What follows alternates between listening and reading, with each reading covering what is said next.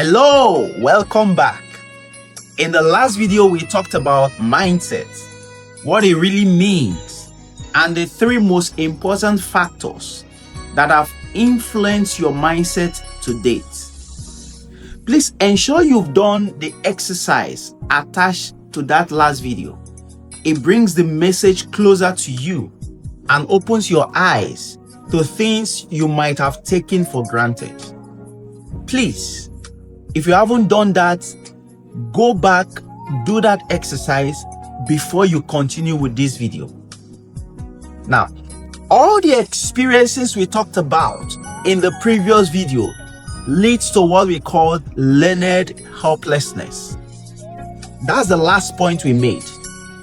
Listen, I have seen men and women alike go through abuse in their homes but stay in the same relationship. I used to think about it. When you ask them, they often make excuses and say something like, well, no one is perfect. Let me just manage him. It will seem funny to you, but it's not to them. When you trace it back to their childhood, you will find out that either their parents or their guardian or their mother were abused. The abuse might come from school or at home, so they've normalized it because they grew up seeing that thing. Someone said to me some time ago, it's normal for a man to beat a woman. You know they do it to correct us. I nearly punched her. The only thing was that she was a lady, so I didn't. That's learned helplessness as a result of past experiences. Now, the other extreme is learned optimism.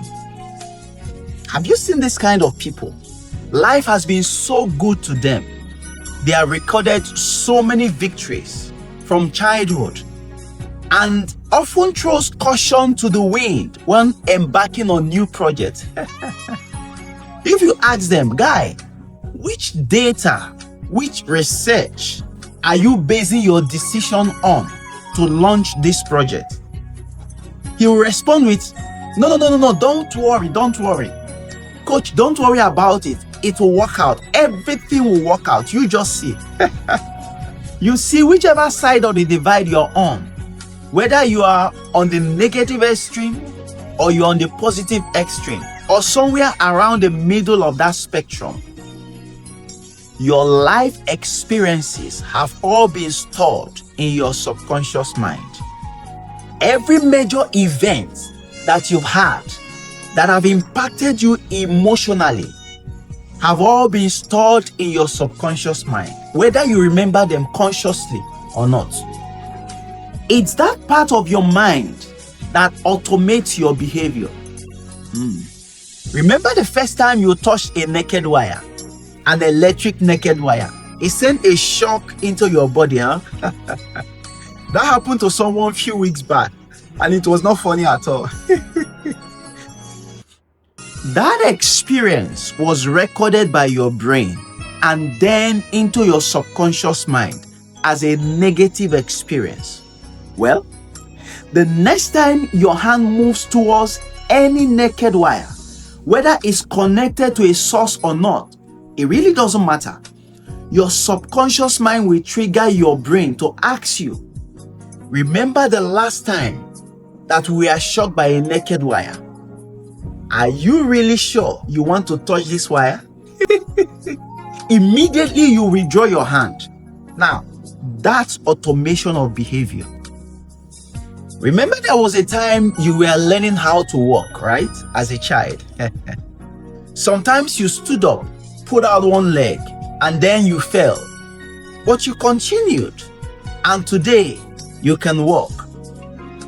How did you move from wobbling on the ground to walking without support today? In fact, you don't need to think about it consciously. You just stand up and start walking. That's because all the processes you took in learning how to walk has been stored in a file inside your subconscious mind. Today, once you want to get up, your brain recalls that file of working, and you go through the process seamlessly without consciously thinking about it. That's automation of behavior, and that's the work of your subconscious mind. Your subconscious, therefore, is your automation warehouse. It stores all your beliefs in life. Christian, Muslim, atheist, you believe that birds don't fly? Even when they show you birds that are flying, you say, no, no, no, no, no, no. These are not real birds. These are genetically engineered birds. Or whatever reason you give yourself. Natural birds don't fly. And you truly believe it. Others will find it absurd, even funny. But that's your belief. Your subconscious stores all your perspectives in life, the way you see things, your expectations, your fears. Now, all of these experiences, your beliefs, your expectations, your fears, they all come together, right, to determine how you think, how you react, and how you behave. Think about that for a moment. It determines the actions that you take and how you perceive life in general, because your subconscious goes to the reservoir of those experiences that you've had and programs your mind to respond in a certain way when those things reoccur. The major thing here is your responses to those events when they happen.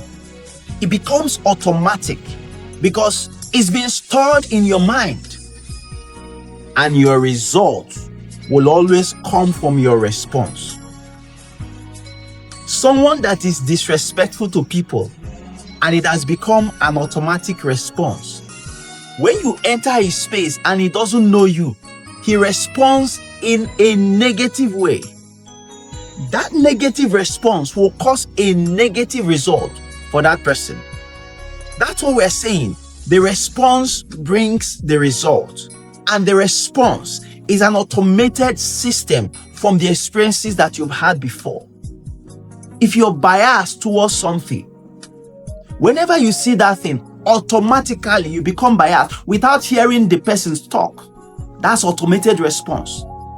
What we are saying in summary is that your subconscious mind, to a very large extent, controls your result.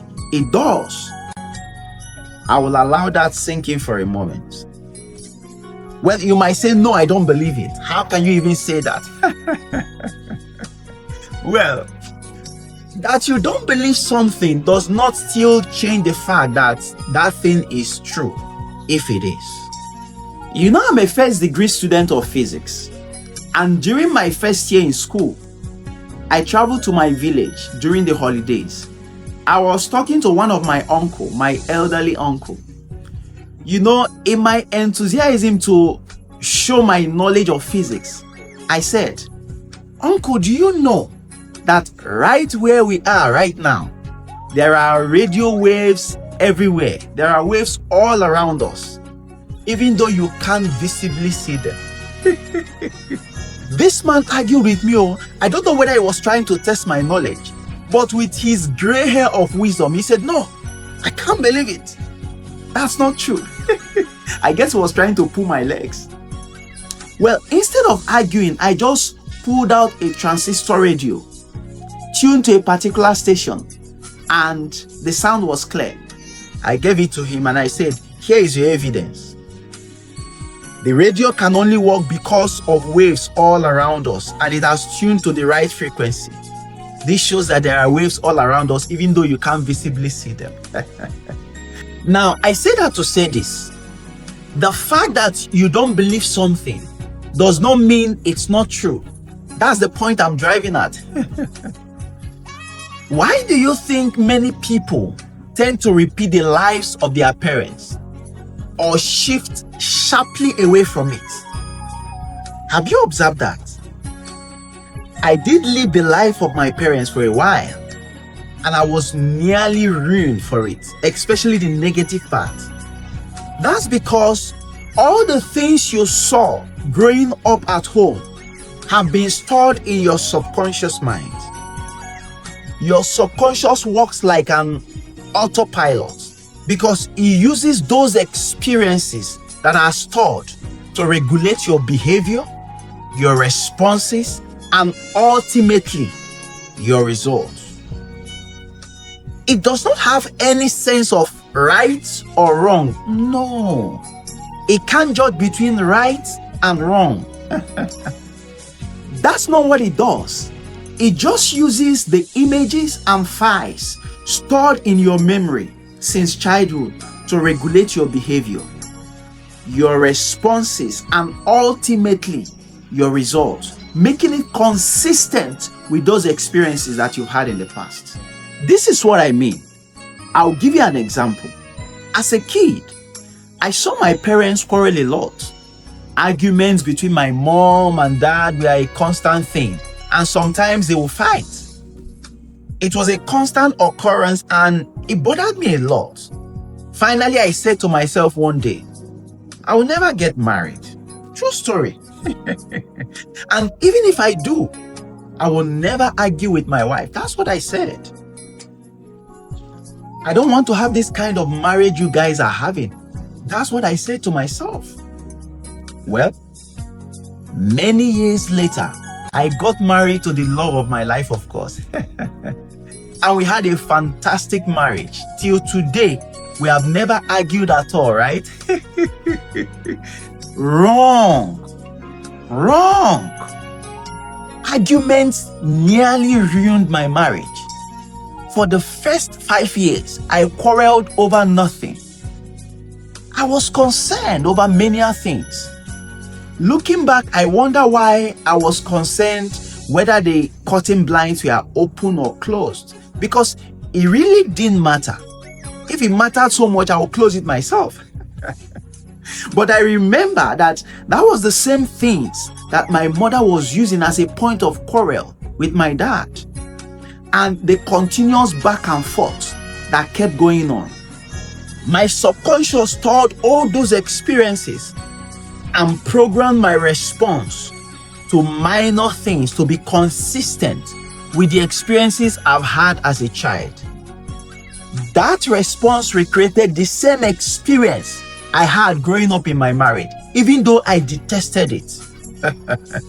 I was only able to solve it at the nick of time because I got help. And I became emotionally aware of what I was doing that was destroying, sabotaging my own marriage. I was lucky. Many are not. Many just go headlong, repeating the lives of their parents. Listen, if you sit deep down, there will be traces of what was happening at home in what you're doing right now, if you really think about it. So what are we saying? If your subconscious controls your behavior, don't we have a say in directing our lives? Are we helpless? Are we helpless about the matter? No, we are not. The good news is that you can rewrite your own story. You can, just the way I did. The question is, how will you do that? Recall that the experiences you've had, that your subconscious is using right now to program your behavior, are majorly two things. Two, the pictures that you saw and the words that were spoken to you. Two things. Whether you've had a traumatic experience, a bad time at home, or a torrid time in school, there are majorly two things: pictures and words that were spoken to you. When I remember the argument in my house, I can see them clearly in my mind's eye. I can see my mom shouting at my dad and the back and forth that went on. I can take you to the exact spots where one of my worst experiences happened in that house, right in the living room. So, if you want to change that programming, you have to use pictures and words also. Start feeding pictures to your subconscious mind through meditation. Now, when I say meditation, I'm aware that it can mean different things to different people. But here is what I mean. See yourself as though you have already achieved all the goals that you're setting for yourself right now. Find a quiet place at a quiet time. For me, it's normally early in the morning when everybody is still asleep. Find that quiet place. For you, it might be different. But the thing is to find a quiet place and the time. Then envision this in your mind's eye. See yourself sitting at that seat of the chief executive position that you're going for right now. See yourself sitting on that seat. Envision the office. See the decorations. Imagine your PA coming into the office to update you on upcoming meetings and appointments. See yourself enjoying the proceeds of that office. Now, draw some emotions from it. A smile, a sense of fulfillment. That's what I mean by meditation. When you start doing this at first, it will feel strange to you. That's normal with every new thing that you do. That's because your subconscious mind cannot find any file, no past experiences to correlate what you're doing. You're reprogramming, you're rewiring yourself. You have not gone through that experience before. So you totally feel strange. That's normal. But as you continue, you will start feeling at home. You will start getting familiar with the process. I will stop here to allow you reflect on this and give you a chance to practice meditation, what I've just shown you so far. This video is key to reframing your mind. So listen to it again and again until you get it. Please don't move to the next one. Also do the exercises attached to this clip. It will make all the difference for you. Listen to it again and again until you get it. Then proceed to the next one. It's not about how fast you finish. It's about how productive this process is for you. I'll see you soon.